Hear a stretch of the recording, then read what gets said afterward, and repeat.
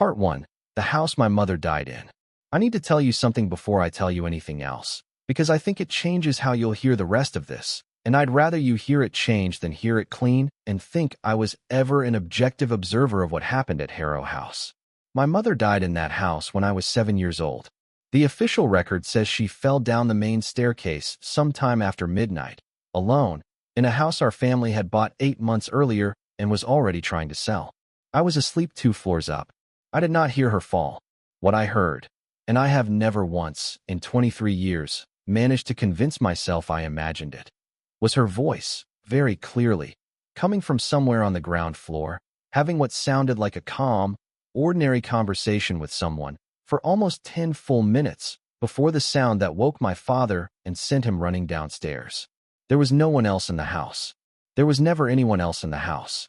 That's the detail the coroner's report doesn't include, because it isn't the kind of detail a coroner's report is built to hold. I run a paranormal investigation channel now, Team Meridian. Maybe some of you already know it. We're not huge, 40-some thousand subscribers, mostly ghost hunting content shot in abandoned buildings with rented equipment and a level of production polish that improved steadily over about 6 years of doing this. I want to be honest that starting that channel was never really about entertainment for me, not primarily. It was about building, slowly, patiently, over years, the credibility and the equipment budget I'd eventually need to go back to Harrow House and find out what actually happened to my mother. Everyone on my team knew this. It was never a secret. I think, looking back, it was the thing that made all 4 of them willing to follow me into a night that none of us walked away from unchanged, and that one of us didn't walk away from it all. Let me introduce them properly, because I think you need to know who they were before I tell you what the house did to them. Dana Reyes had been my closest friend since college, long before either of us had any interest in the paranormal.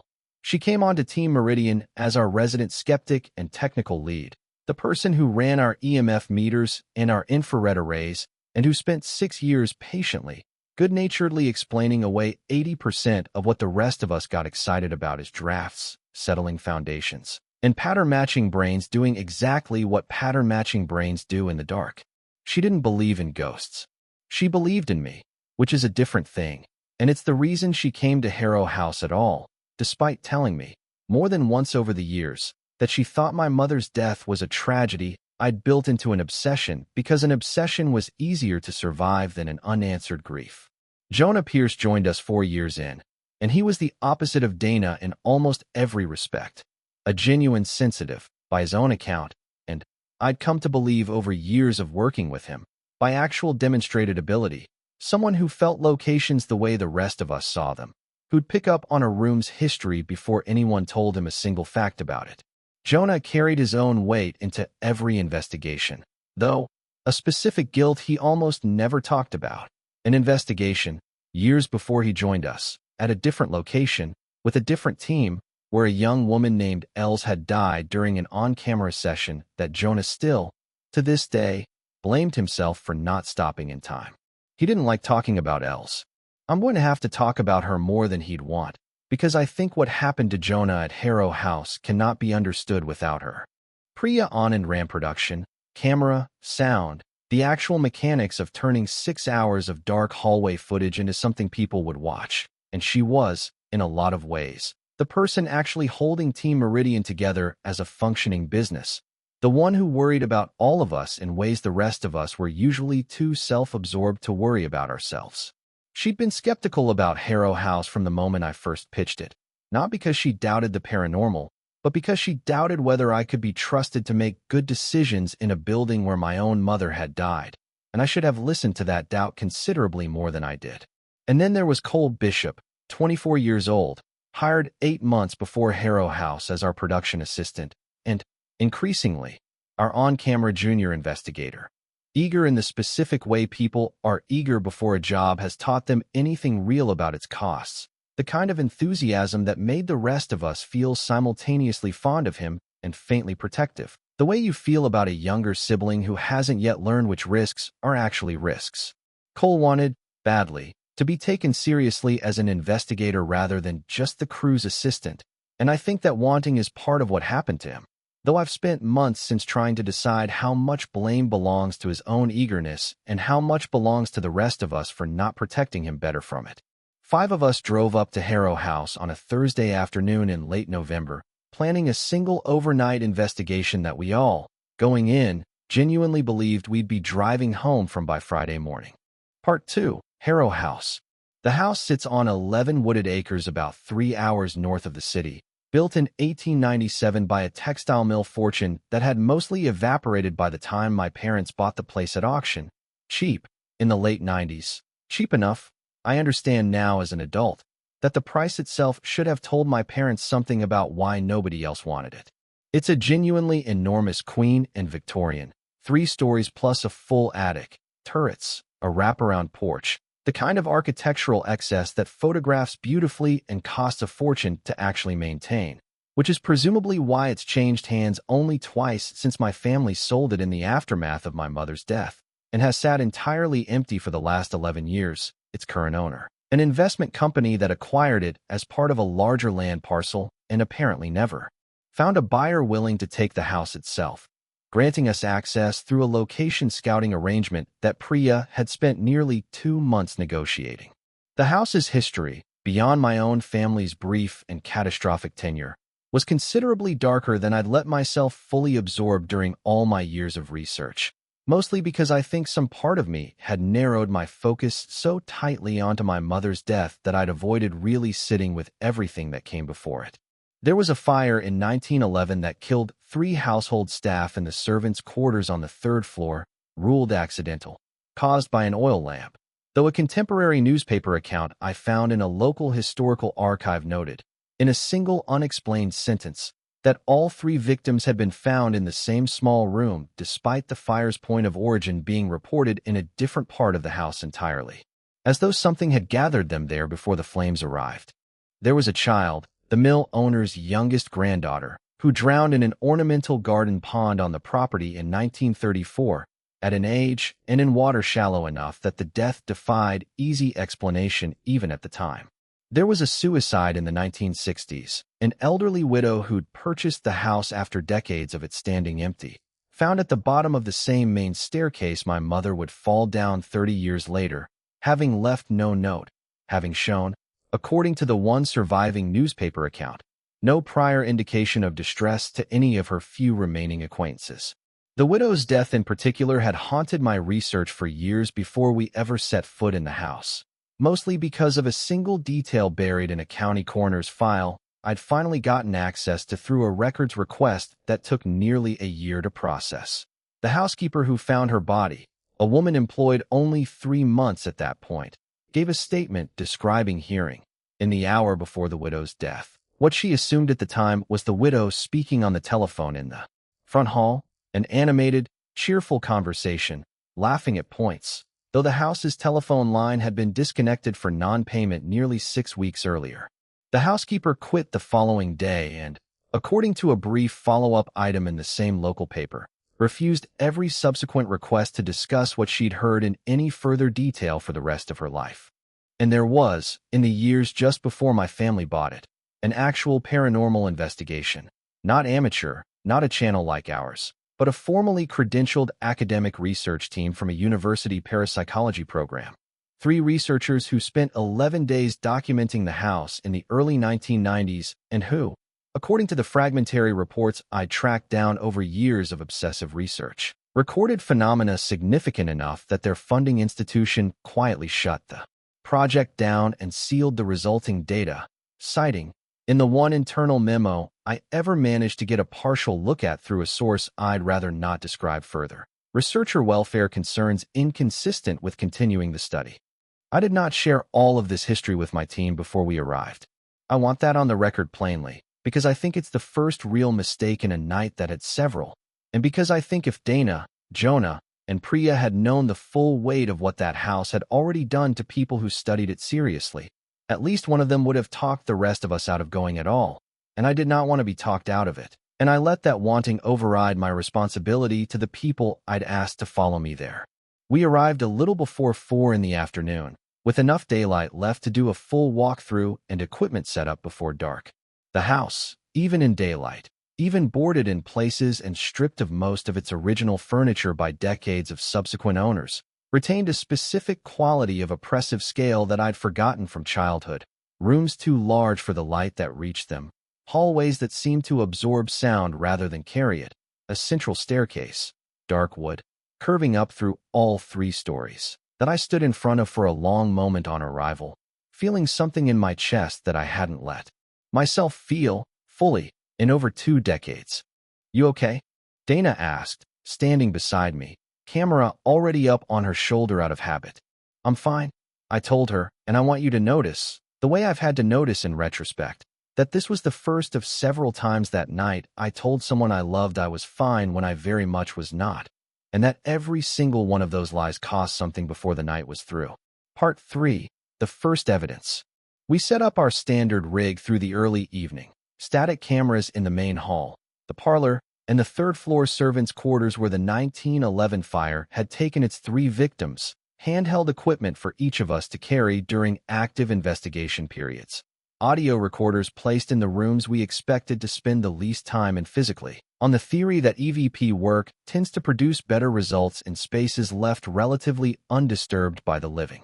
Cole, characteristically eager, asked to be the one to set up the pond-adjacent exterior cameras covering the spot where the 1934 drowning had occurred, and I remember, with a specific ache now, how pleased he looked when I said yes, how much he wanted, that whole night, to be trusted with the responsibilities the rest of us had years of seniority to claim automatically. The first genuinely unexplainable thing happened around 9 that evening. While all 5 of us were gathered in the main hall doing a baseline EVP session, a standard technique, questions asked into silence, recorders running, hoping to capture responses inaudible to the human ear in the moment, but sometimes recoverable on playback. Jonah, who had been unusually quiet since we arrived, more withdrawn than I'd seen him on any previous investigation, suddenly held up a hand for silence in the middle of one of Priya's questions. "Someone's listening," he said, quietly, not in the performed, slightly theatrical register he sometimes used on camera, but in a flat, genuinely unsettled tone that immediately got all of our attention. Not the way it usually feels. Usually you feel like you're picking something up, a presence, a residue, something passive. This feels like something's actively paying attention to us. All of us. Specifically, Dana, ever the skeptic, asked him to be more specific, in the gently needling tone she always used with Jonah's sensing claims, and he tried, struggling for language, to describe something that clearly frightened him more than he wanted to admit on camera. A sense, he said, of being cataloged, assessed, the way you'd feel being looked over by someone deciding what you were worth to them. We played back the audio from that session close to midnight. All 5 of us crowded around Priya's laptop in the main hall, and found, at the exact timestamp corresponding to Jonah's warning, a voice on the recording that none of us had heard in the room in real time. Faint, layered oddly beneath the ambient room tone. Difficult to make out clearly even with Priya running it through noise reduction twice. What it said, once we'd all agreed on the words, made the whole team go quiet in a way that 6 years of doing this professionally hadn't fully prepared any of us for. 5 tonight. I haven't had 5 in a very long time. Could be nothing, Dana said, though her voice had lost its usual confident edge. Audio artifacts happen. Radio bleed happens. I want to run it through cleanup again before anybody treats this as confirmed. It's not radio bleed, Jonah said. I felt it before we even heard it back. It already knows how many of us there are. It's already decided we're worth paying attention to. I want to be honest that some small, ugly part of me, hearing that recording, felt something closer to excitement than fear. 23 years of research, of half-corroborated fragments and sealed academic reports, and finally, on our very first night, something clear enough that even Dana couldn't fully explain it away. I did not process, in that moment, what it actually meant for something in that house to already know exactly how many living people had walked through its door. It was Priya, close to 11, who found the metal storage box wedged behind a collapsed section of shelving in what had once been the butler's pantry, a space none of the subsequent owners had apparently ever bothered clearing out, judging by the layers of dust and the brittle, water-stained cardboard boxes stacked around it. The box itself was newer than everything surrounding it, University surplus stock by the look of the faded asset tag still glued to its lid, and inside, wrapped in a garbage bag that had at least partially protected the contents from 11 years of damp, were 3 spiral notebooks, a handful of cassette tapes, and a stack of loose typed pages that turned out to be the actual field notes from the 1993 university research team I'd spent years trying and failing to get any real information about. We should have stopped and read everything carefully before doing anything else that night. I understand that now with a clarity that does me no good at all. Instead, we did what any working paranormal channel would do with unexpected primary source material on the exact location we were investigating. We photographed it quickly for later reference and kept moving, because we still had cameras rolling and a schedule to keep, and some part of all of us, I think, wanted to save the full weight of it for daylight, when it would presumably be easier to sit with. I did read enough of it that night, standing in that pantry doorway with a flashlight clenched under my chin, to understand the shape of what had happened to that team. Their notes started clinically enough: standard baseline readings, equipment logs, the same dry academic register you'd expect from a funded university study. By day 4, the entries changed register entirely. The lead researcher, a woman whose name I'm not going to include here out of some instinct toward protecting a family I've never met, had begun recording what she called targeted approaches, the house, in her language, presenting each of her 2 research assistants with material tailored specifically to grief or regret they hadn't disclosed to her or, as far as she could tell, to each other. One assistant, according to an entry dated their 8th night, had to be physically restrained from climbing out a 3rd-floor window toward what he insisted was his late fiancée, standing in the side yard below. The lead researcher's own final entries, increasingly fragmented, described hearing her deceased research advisor, a man she'd apparently never fully processed losing, offering to finish work they'd left unfinished together if she would simply stay one more night past their planned departure date. The last entry in her notebook, dated the 12th day, one day past their original 11-day study window, consisted of a single unfinished sentence. I understand now that it does not want to be studied. It wants to be. Nothing followed. The university's internal memo that shut the project down, the fragment I tracked down years earlier through a source I still won't name, made considerably more sense reading that notebook than it ever had in isolation. All 3 researchers, as far as I'd ever been able to confirm, survived Harrow House physically. None of them, according to the same source, ever spoke publicly about what happened there again, and 2 of the 3 left academia entirely within the following year. They got out, Dana said, reading over my shoulder, and I could hear her trying to make that fact reassuring rather than ominous. That's actually useful information. 3 people went the distance, and all 3 made it out alive. They went the distance for 11 days, I said. We're planning one night. Neither of us said out loud what both of us were clearly thinking, which was that the 11-day team had apparently needed all 11 of those days before the house escalated to the point of nearly costing someone's life, and we had already, on our very first night, heard it announced that it hadn't had 5 people to work with in a very long time. I filed that thought away instead of speaking it, the way I filed away most of the warning signs that night, because some part of me had already decided, hours before Cole ever walked out to that pond, that we were going to see this through regardless of what the evidence in front of us was actually telling us to do. Part 4. What it knew about each of us. The house's behavior over the following hours followed a pattern that none of us recognized as a pattern until it was already well underway. Not a single haunting escalating uniformly across the group, but something considerably more calculated, 5 separate, individually tailored experiences. As though whatever occupied Harrow House had taken Jonah's warning about being cataloged and immediately begun acting on exactly what it had cataloged.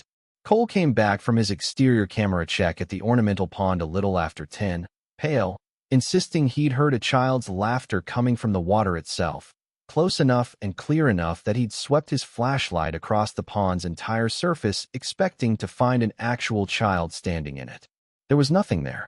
His exterior camera, when we reviewed the footage later, showed nothing unusual on the pond's surface at all, but it did show Cole's own reflection in the water, for a period of perhaps 4 seconds, standing at an angle inconsistent with where he was actually standing relative to the camera, before correcting itself back to a normal reflection an instant before he swept his light across. He laughed it off in front of the group, the way Cole laughed off almost everything that first half of the night. Eager not to be the one who spooked easily in front of investigators, he still, 8 months in, considered considerably more experienced than himself. But he told me privately, closer to midnight, pulling me aside near the equipment van under the excuse of checking a battery pack neither of us actually needed to check, that the laughter hadn't sounded like a stranger's child. It had sounded, he said, uncomfortably close to a cousin of his who died young, before Cole was even born, a family story he'd grown up hearing at every holiday gathering, a small grief that had never fully belonged to him, and yet had shaped an entire corner of his childhood anyway. The little boy his parents sometimes mentioned wistfully, the one Cole had always privately felt some obscure responsibility to have somehow known, or mourned properly, or lived up to. It's stupid, he told me. It's not even really my grief. It's my mom's. It's my grandmother's. I never even met the kid. And I told him it wasn't stupid at all.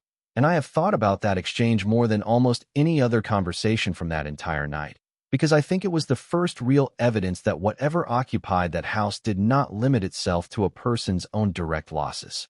It seemed willing to reach further back, into grief a person had simply absorbed secondhand from the people who raised them, if that was the material available to work with. Dana, an hour later, alone in the parlor checking a static camera's battery levels, called the rest of us in over radio, her scientific composure audibly strained for the first time all night. She'd found, sitting on the parlor's otherwise bare mantelpiece, a small framed photograph that had not been there 20 minutes earlier when she'd last checked that room. A photograph of her own parents, on their wedding day. An image she recognized instantly because a nearly identical copy sat on her childhood dresser. Except this particular photograph, she was certain, existed as a single physical print, currently sitting in her mother's house 400 miles away. It's a print, she kept saying, turning it over in her hands, her scientist's brain visibly straining against what her senses were telling her. It's an actual physical photograph, not a projection, not a screen. I don't understand how. She stopped herself, and I watched something in her face shift, the first genuine crack I'd ever seen in Dana's careful skepticism in 6 years of friendship. My parents divorced when I was 9, she said quietly. This photo used to be my favorite thing in the world before that happened. I haven't thought about it in years. What Dana didn't tell the group that night, and only told me weeks later, driving back from a follow-up equipment pickup neither of us really needed to make, was that the photograph had been warm to the touch. Not room temperature, not cold the way an old object left in an unheated house should have been, but warm, faintly, the specific warmth of something that had recently been held. She said she'd stood there in that parlor turning it over and over, unable to stop herself, some part of her brain running the same diagnostic loop over and over trying to locate the trick, the projection, the mechanism, because admitting there wasn't one meant admitting something in that room had reached 400 miles, and however many years backward to produce a single, specific, physically warm object calibrated exactly to crack the one member of the team who prided herself most on not being crackable at all. Priya's encounter, which she didn't tell the rest of us about until nearly 2 in the morning, involved hearing, through her camera's audio monitor, while reviewing static footage from the third-floor servants' quarters, what she described as a young woman's voice speaking directly to her by name. Not a generic EVP fragment, but a clear, conversational address, using Priya's actual first name, offering, in gentle, sympathetic tones, to tell her something about a miscarriage Priya had experienced 2 years earlier that she had never discussed with anyone on the team, ever, not even with me, despite 6 years of friendship. She told me, later, that the voice hadn't tried to frighten her at all, which was somehow the worst part. It had simply spoken to her the way an old friend might. Patient, unhurried, entirely certain it had all the time in the world, and offered, almost in passing, to tell her the sex of the pregnancy she'd lost, a detail she had specifically, deliberately never allowed herself to find out at the time, because knowing it, she'd told her doctor back then, felt like it would make the loss into something with a shape she'd have to carry around for the rest of her life, instead of something she could eventually set down. Sitting on that dusty third-floor landing at nearly 2 in the morning, headphones pressed to her ears, She told me she'd had to physically pull them off her head and sit with her back against the cold wall for almost 10 minutes before she trusted herself to stand up and rejoin the rest of us. Because some part of her, she admitted, had genuinely, desperately wanted to hear the rest of that sentence. Jonah's experience was the one that frightened me most, hearing about it, because I understood, even in the moment, how directly it targeted the specific wound he carried into every investigation we'd ever done together.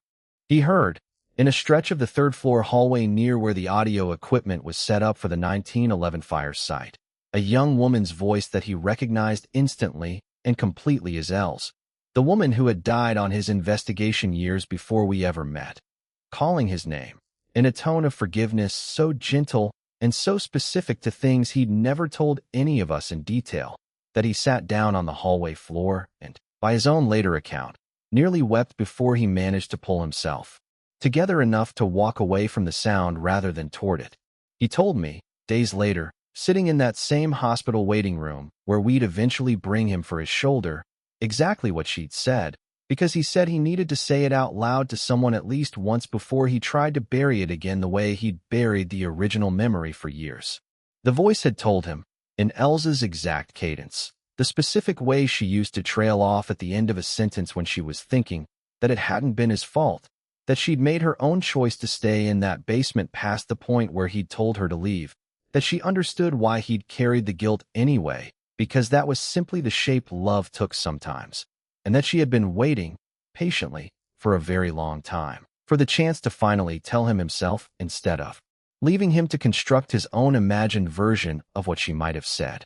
It was everything I've ever wanted to hear, Jonah told me, staring at the hospital's fluorescent ceiling rather than at me. That's exactly why I knew, the second it finished talking, that it absolutely could not have been her.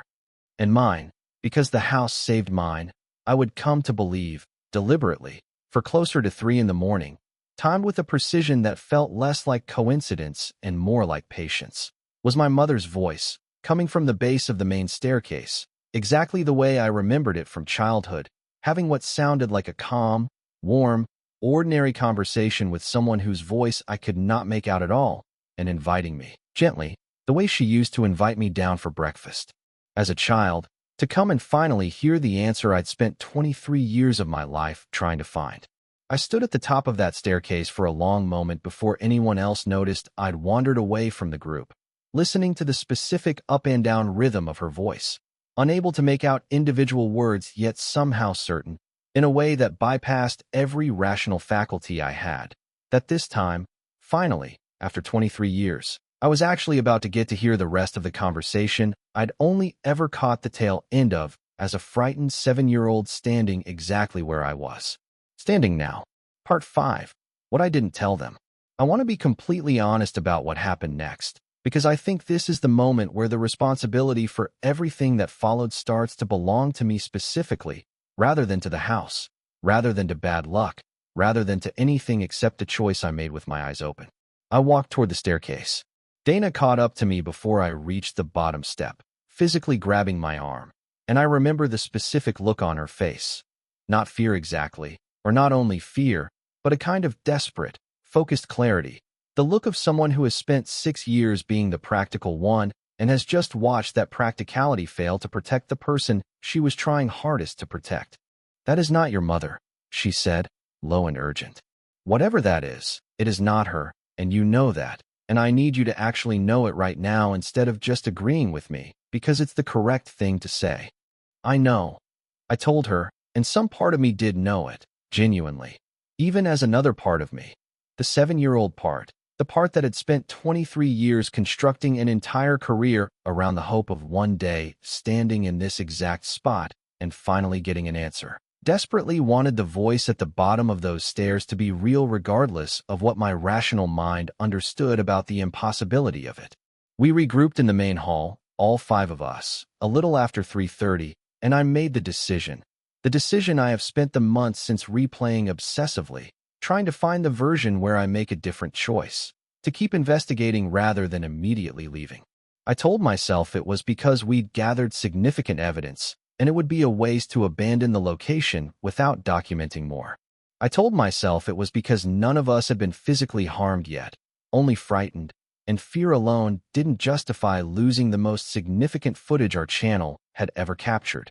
I told the team all of this, in approximately those words, standing in that main hall at 3:30 in the morning, and every single one of them, exhausted and shaken as they were, deferred to me, because 6 years of trust doesn't dissolve in a single frightening night, and because I was, in that moment, exactly as convincing as Father Elias must have been to my sister in an entirely different story I've told before this one. A person genuinely believing his own justification enough to make it sound reasonable to people who loved him.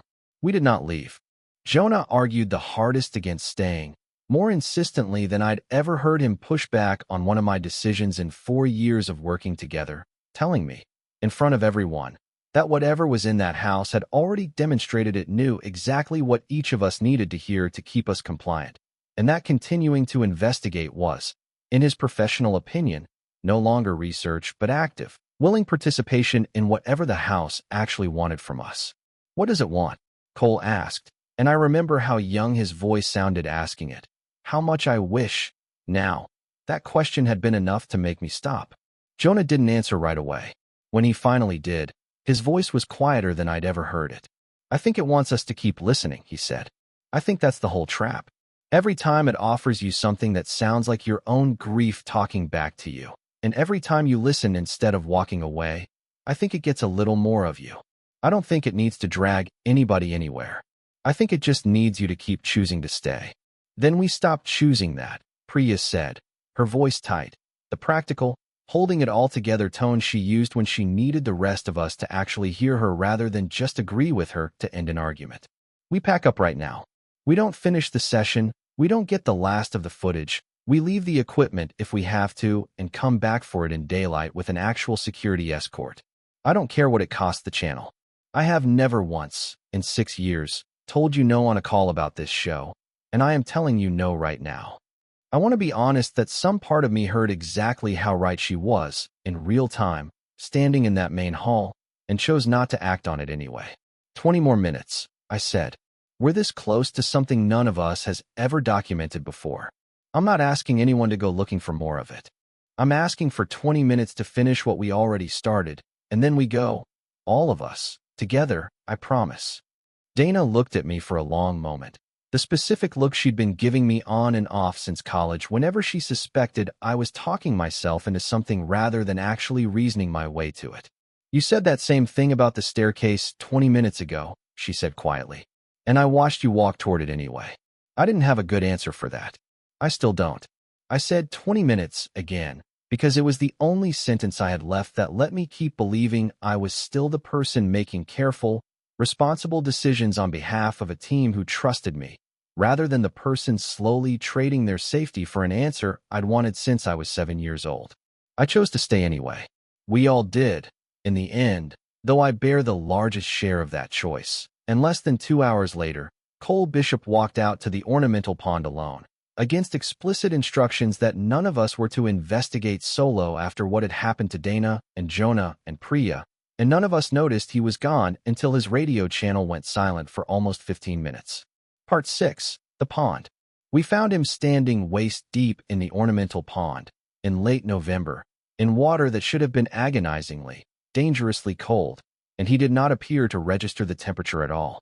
He was speaking, not shouting, not distressed, speaking in the calm, conversational tone of someone mid-dialogue with a companion none of the rest of us could see or hear, and when Priya's flashlight found him, he turned toward us with an expression of pure, radiant happiness that was, somehow, far more disturbing than fear would have been. "She's here," he said, delighted, gesturing at the water around him. "The little girl. From 1934. She's not scared, you know. Everybody always assumed she was scared, dying like that, but she's not. She's been waiting a really long time for somebody to actually stay and talk to her instead of just documenting her and leaving." Dana went into that pond after him without a second's hesitation, physically dragging him toward shore against real resistance.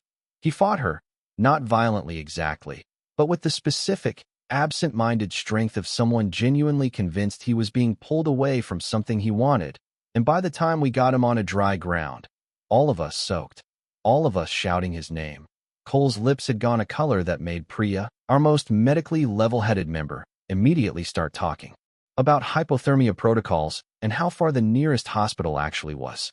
He came back to himself, partially, over the following 20 minutes, shivering violently, teeth chattering too hard to speak clearly, and Jonah, kneeling beside him, wrapping him in every dry layer we could find, kept asking him, gently, insistently, whether he understood that the girl in the pond wasn't real, wasn't actually there, was something wearing the idea of a drowned child the way you'd wear a costume.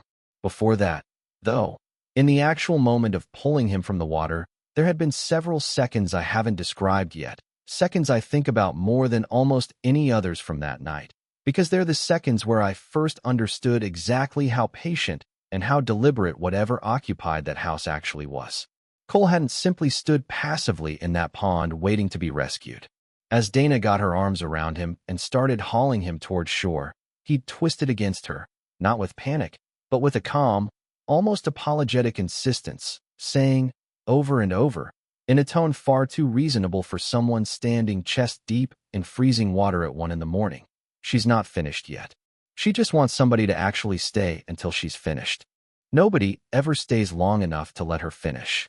Priya waded in to help Dana get a second grip on him, and between the two of them, they finally broke whatever hold the water, or the cold, or the thing in the water. We still don't fully agree on which combination of those explanations is accurate, had on him, dragging him bodily up the muddy bank while he continued, for several more seconds even once he was clear of the water, twisting to look back over his shoulder at the pond's dark surface with an expression of genuine, wrenching longing. The specific look of someone being pulled away from a person they love rather than rescued from a threat. What did she look like? I asked him later, once the chattering had eased enough for him to form full sentences, and I regret asking it the instant the words left my mouth, because the way his face changed answering it told me more than the answer itself did. "Ordinary," he said. "That's the thing nobody tells you." I kept expecting something out of a movie, all wrong and rotted and drowned looking. She just looked like a little girl. Cold, a little sad around the eyes, but ordinary. She asked me if I'd stay and keep her company for a while, the way you'd ask a friend to stay over. I said yes before I even thought about it. "I don't." He stopped, his jaw working, fighting down something that looked very close to shame. I don't know why I said yes so fast. I didn't even think about it. It felt like the only decent thing to do. Cole's answer, once he could get the words out clearly, is the part of this account that still, months later, keeps me awake more nights than I'd like to admit. "She said you'd say that," he told Jonah, teeth still chattering, eyes wet with something that wasn't just cold. "She said the sensitive one always says that. She said it's not lying to me, though. She said the only lie in this whole house is the idea that leaving is actually possible once you've really, truly listened to what it has to say. She said we already listened. All 5 of us. Hours ago. She said the only thing left to decide now is which one of us it actually keeps. I want to tell you we left immediately after that. I want that to be the version of this story I get to tell. What actually happened is that we spent almost 40 minutes arguing about it, in the freezing dark, with Cole shivering worse and worse despite every blanket and dry layer we had, because Priya insisted we needed to get him to a hospital immediately regardless of anything else happening in that house. And Dana agreed with her, and Jonah agreed with both of them. And I was the one. I need you to know this. I need this specific fact to be attached to my name rather than softened into the group. Decided, I was the one who said we should at least gather our equipment first, that leaving cameras and recorders behind after everything we'd already captured would waste evidence we might never get another chance to gather. That Cole seemed stable enough for us to spend 20 more minutes doing that before we all left together. 20 minutes. That's the specific length of the mistake I made. I've done the math on it more times than any healthy person should. Part 7. What the house took. We split up to gather equipment. A decision that feels, in hindsight, like exactly the kind of decision something patient and predatory would want a frightened, exhausted group to make. Though at the time it felt like simple efficiency, for adults moving through a house we'd already mapped, collecting recorders and cameras as fast as possible so we could get Cole into a warm vehicle and on the road to the nearest emergency room. Before we split up, Jonah pulled me aside one last time, gripping my arm hard enough that I still remember the pressure of it. "I don't like this," he said. "I don't like splitting up. I don't like the 20 minutes. I don't like any of the last hour. And I especially don't like how easy it was for all four of us to agree to keep gathering equipment right after watching Cole try to drown himself for a ghost. That's not us being brave. That's it already working on us." I told him we'd be fast, that I'd meet everyone back in the main hall in under 15 minutes. And he held my gaze for a second longer, like he was trying to decide whether to simply refuse outright and drag me toward the front door himself. In hindsight, I wish he had. I think, if he had, we all would have listened, and I think that single refusal might have been the one moment in that entire night where somebody other than the house successfully overrode my judgment before it cost us anything more. I was on the second floor, in what had once been my parents' bedroom, collecting an audio recorder we'd left running there, when I heard Dana scream from somewhere on the ground floor.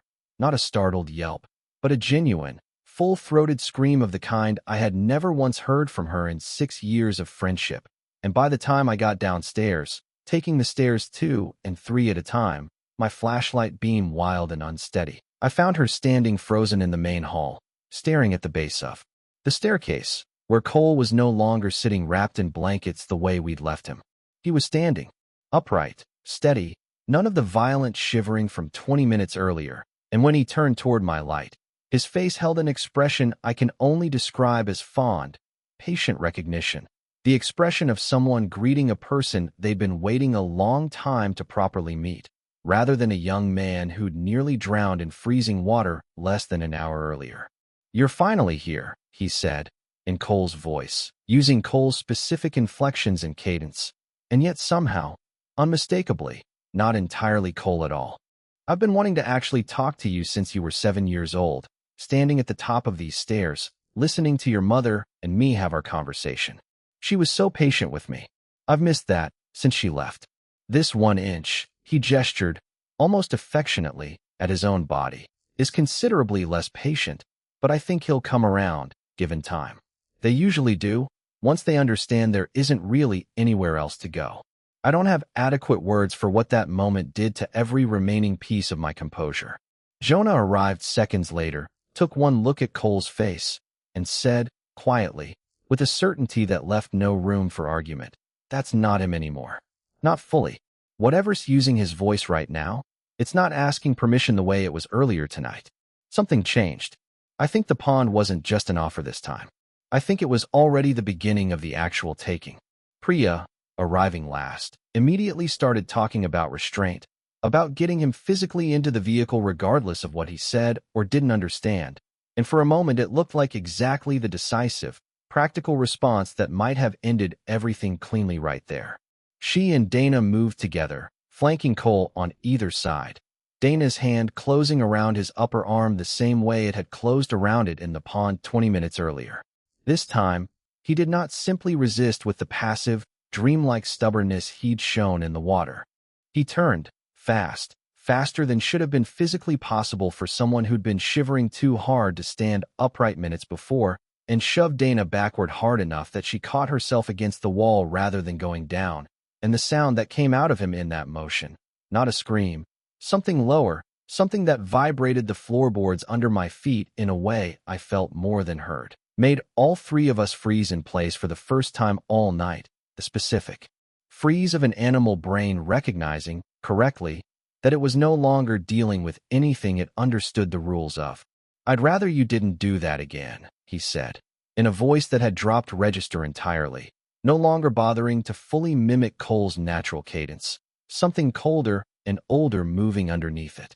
"I am being considerably more patient with all of you than I have any real obligation to be." Priya, arriving last, immediately started talking about restraint, about getting him physically into the vehicle regardless of what he said or didn't understand, and I want to tell you that plan might have worked, might have actually gotten all 5 of us out of that house, if whatever was speaking through Cole hadn't looked directly at me at that exact moment and said the one thing calculated, with what I now believe was real, patient malice, to make me hesitate exactly long enough for everything else to go wrong. "Your mother wants to finish the conversation," he said, still in Cole's voice, still wearing Cole's fond, patient expression. She's been waiting 23 years for you to come back, and actually let her finish it. I think that's fair, don't you? One conversation, in exchange for your friend back exactly the way he was an hour ago. That seems like a very reasonable trade, considering everything I could ask for instead. Part 8. The trade. I want to walk through what happened over the next several minutes as precisely as I possibly can, because I have turned every second of it over so many times since that I believe I have as accurate an account as memory under that kind of duress can produce, and because I think the precision matters more here than almost anywhere else in this story. I said yes. I need you to understand that saying yes did not feel, in the moment, like the reckless, self-destructive decision it clearly was in hindsight. It felt like the only available trade that might get everyone else out of that house alive.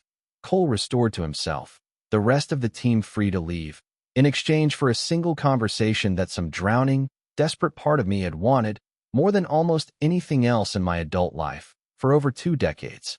Dana grabbed my arm the instant I said it, shouting something I only half registered about how you cannot negotiate with something that has already demonstrated it lies about the terms of every offer it makes. And she was right, completely right, and I did it anyway. Cole's body. I'm going to keep calling it that, because by this point none of us believed we were talking to Cole at all. Led me to the base of the staircase, and the rest of the team followed, refusing, all 3 of them, despite my insistence that they take the chance to get Cole to a vehicle immediately, to leave me alone in that hall for even a second. What happened next is the part of this account I have the hardest time putting into clean, sequential language, because it did not, in the moment, feel entirely sequential. My mother's voice returned, at the base of the stairs, exactly as I remembered it from childhood, and for a period of time I genuinely cannot measure. It felt like minutes. Priya later told me it was closer to 90 seconds. I had, or believed I had, or was made to experience something that felt exactly like having the actual conversation with my mother that I had spent 23 years imagining. She asked me, first, whether I remembered the song she used to hum doing dishes, a specific, tuneless little fragment of melody that I had not consciously thought about in over 2 decades, and that I heard, standing in that hallway, with a clarity that felt less like memory and more like actually being 7 years old again, sitting at that kitchen table doing homework while she moved around behind me.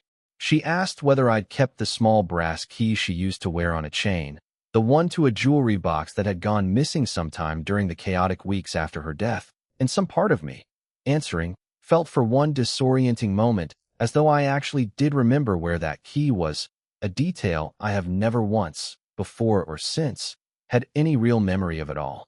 She told me the fall had been an accident, mostly complicated by something she'd been trying to do that night that she wouldn't fully explain, some attempt, in her final months in that house, to understand what lived there, driven, she told me, by exactly the same kind of obsessive need for answers that had eventually brought her own son back to finish what she'd started.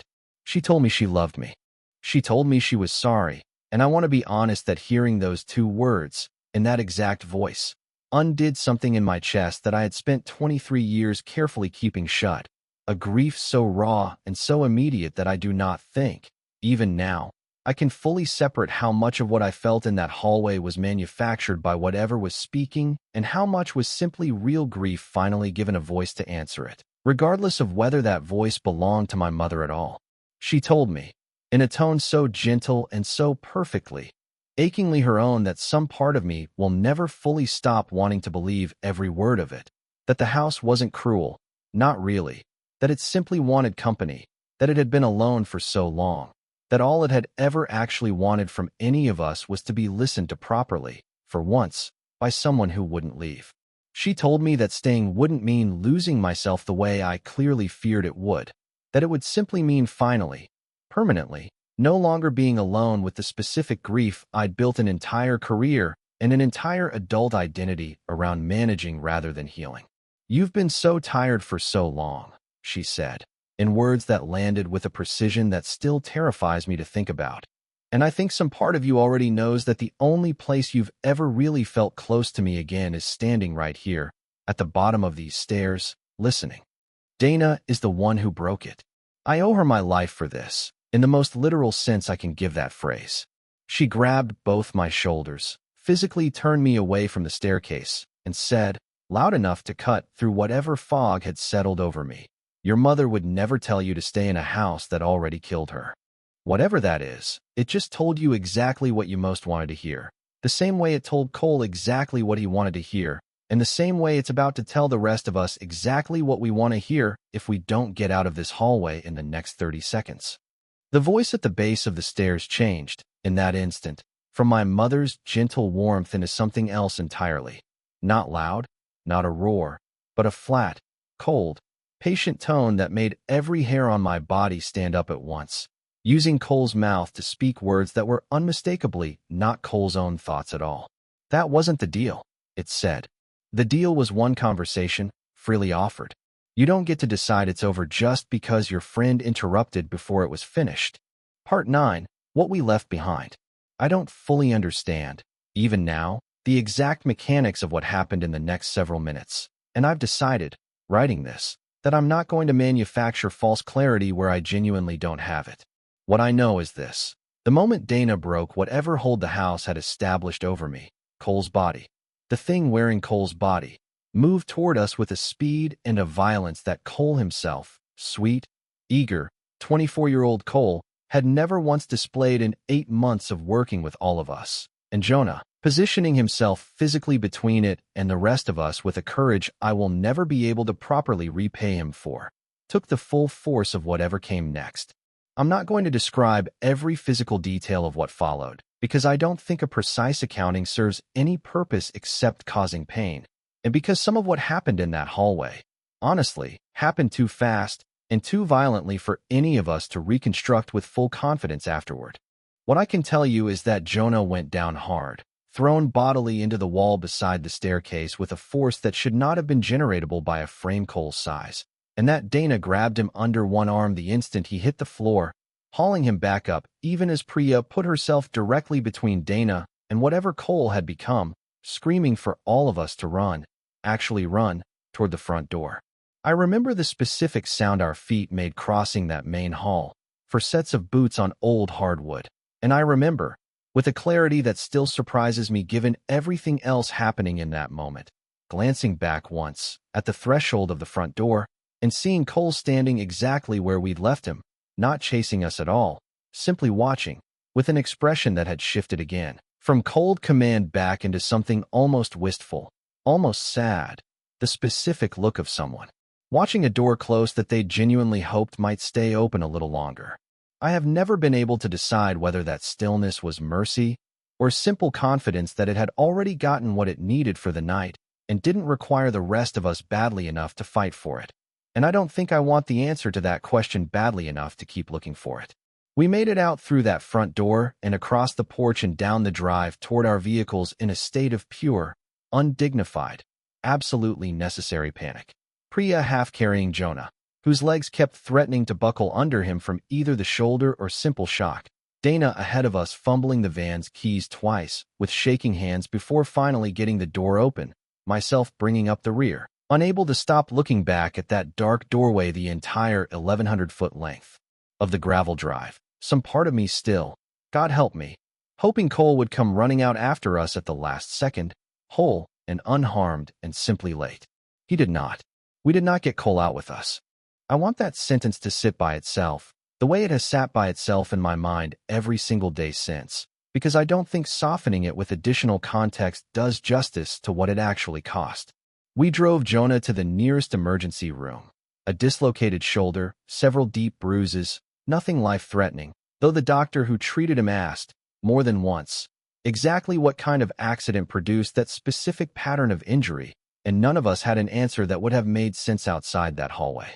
I remember sitting in that waiting room a little after 5 in the morning, the 4 of us, 3 of us, technically, since Jonah was already back with a nurse getting his shoulder reduced, arranged in those hard plastic chairs under fluorescent light, so ordinary and so bright that the entire previous 8 hours felt, for one disorienting stretch of minutes, like something we might have collectively imagined. Priya kept checking her phone for a signal that never came through fully, trying to figure out the exact language we could use with the sheriff's department that wouldn't get all of us involuntarily committed for psychiatric evaluation instead of taken seriously as witnesses. Dana sat with her knees pulled up to her chest, still in her damp clothes from the pond, staring at a point on the far wall. And when I finally asked her if she was okay, she said, without looking at me, "I keep waiting to wake up and for all of this to have been the four of us falling asleep during a boring investigation and dreaming something more interesting. I don't think that's going to happen, is it?" I told her I didn't think so either, and neither of us said anything else for a long time after that. We called the county sheriff's department from the hospital parking lot once Jonah was stable, gave a version of events that a stranger could actually process. A fall, a disorientation, a young colleague separated from the group in a dangerous, dilapidated building. The deputy who eventually took our full statement 2 days later was polite, thorough, and, I could tell within the first 10 minutes, already mentally filing our account under some category of overnight investigation gone wrong due to structural hazard and probable intoxication. A framing none of us fought very hard, because the alternative framing was not one that was going to help find Cole any faster. A search was conducted over the following days that found absolutely no trace of Cole Bishop anywhere on the Harrow house property.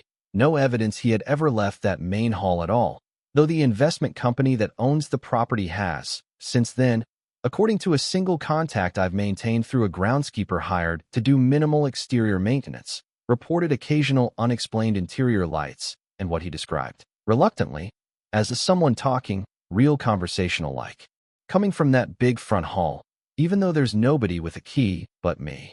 Cole's family has not stopped looking for him. I have not told them everything, and I do not know if I ever will, because I do not know what a parent is supposed to do with the true version of what happened to their son beyond causing them more grief without giving them anything they can act on. I have given the county investigators every piece of footage we captured that night, and every one of them, without exception, showed nothing when reviewed by anyone outside our own team. Degraded static where our EVP sessions should have been, ordinary empty rooms where Dana's impossible photograph and Priya's third-floor encounter should have been documented, a completely unremarkable, uneventful pond exterior for the entire period Cole spent standing waist-deep in freezing water talking to, something none of the rest of us could see. Everything except the footage from Jonah's chest-mounted camera during the final minutes in that hallway, which shows, clearly, undeniably, everything I've just described to you, and which I have chosen, after months of agonizing over it, not to release publicly, because I do not believe releasing it protects anyone, and because I believe, with a certainty I can't fully justify, that widely distributing footage of that specific hallway is not a neutral act. Part 10, What's Left? Team Meridian does not exist anymore, not in any form that resembles what it was before that November. Priya left the industry entirely within a month, and I don't blame her, and we still talk, occasionally, careful conversations that never once mention Harrow House directly.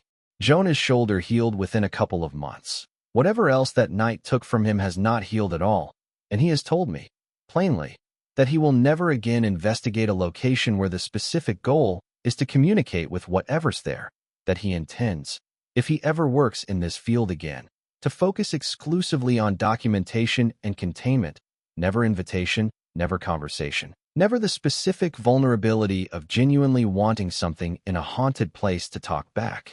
To you, Dana, and I still speak nearly every day.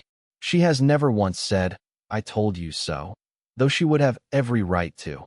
And I think that restraint, more than almost anything else, is the reason I'm still functioning well enough to write this account at all. She told me, about a month after everything happened, sitting in my kitchen at 2 in the morning because neither of us could sleep, that she didn't think what happened to me in that hallway was really about ghosts, or ghost hunting, or ancestral curses, or any of the vocabulary our entire industry likes to use to make grief sound like it has a solvable, documentable shape. She thought it was simpler and worse than that. She thought Harrow House, whatever it actually was, whatever intelligence or hunger or patient old malice occupied it, had simply found, in me, a wound that had been open and undressed for 23 years, and had done exactly what any predator does with an old, unhealed wound. Pressed on it, gently, patiently, exactly hard enough to make me walk toward it willingly, over and over, telling myself every single time that this next attempt at an answer would finally be the one that closed it. I think she's right. I think that's the actual horror underneath everything I've described to you.